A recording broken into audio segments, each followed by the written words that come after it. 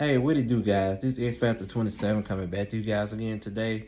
I want to talk about SmackDown, mainly the things with the Bloodline. I want to talk about the segment with Sami Zayn and Roman Reigns with the Usos in the ring as well.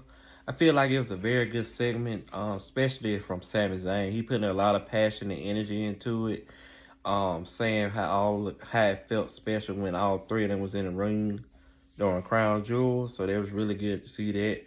But the funny part was when Sammy told Roman to apologize, not to him, but to Jay, which Jay deserves an apology because, you know, if you're really being honest, when Roman came back the first time as the tribal chief, Jay was the first person to fall in line, and Jay's been there with him through thick and thin.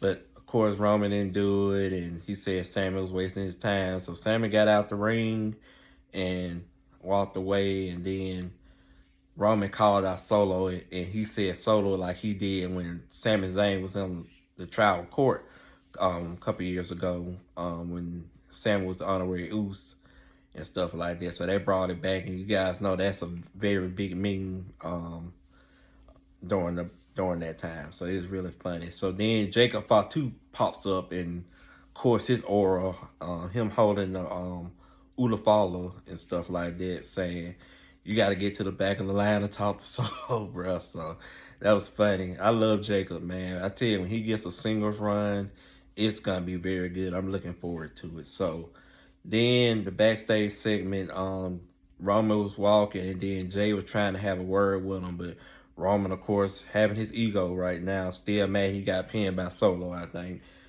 Tried to keep on walking, but Jay, grabbed him, and then Roman looked back, but he didn't get mad, and then he walked away, and then Jimmy came up, and him and Roman had some words, and he told him to go find his brother. So later on that night, it was really funny.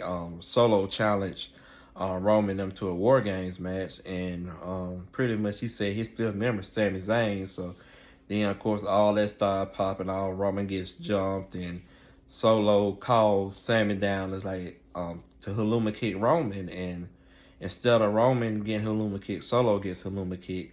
And it was funny, if you guys can see, Sammy hit Solo so hard his shoe fell off. So that was really funny to see. So that's a lot of force, and shout out for Solo for taking that bump like that for real. So towards the end, and then all of them put their wands up. So now we got all the OG Bloodline back together. Not including the Wise Man. He has yet to return, but I feel like he's going to be there hopefully next week so we can get all the pieces together, because we're a little ways away from Survivor Series, so we still got a little bit of time to play with it for real. So I was very excited to see that and stuff like that. Some other things that happened, they introduced the women's United States Championship for SmackDown. I made a short if you guys want to see that. If you're interested, I go into more detail about it, but it looks really amazing and stuff like that. So I want to see what they do with that. Tag team stuff. I saw the Street Profits cutting in line for a tag team opportunities from DIY, and that's another video I'm gonna make. I feel like we're about to get that break from DIY. We're gonna get the heel Tommaso Ciampa. If you guys know from NXT, he was a psychopath. We talk about Kevin Owens crashing out. Tommaso Ciampa in NXT was another level. So him and Kevin Owens probably about to go crashing out around the same time. And speaking of Kevin Owens sent Randy Orton to the gulags again. Shout out to Kicking It with Ross, one of my favorite YouTubers. Pretty much. So now I think Randy's on the shelf. I made a short about that as well. So you guys, what do you guys think about SmackDown and mainly the Bloodline stuff? What do you feel about it? So like, comment, subscribe if you guys want, and thank you guys for everything. Y'all have a good day. X Factor out.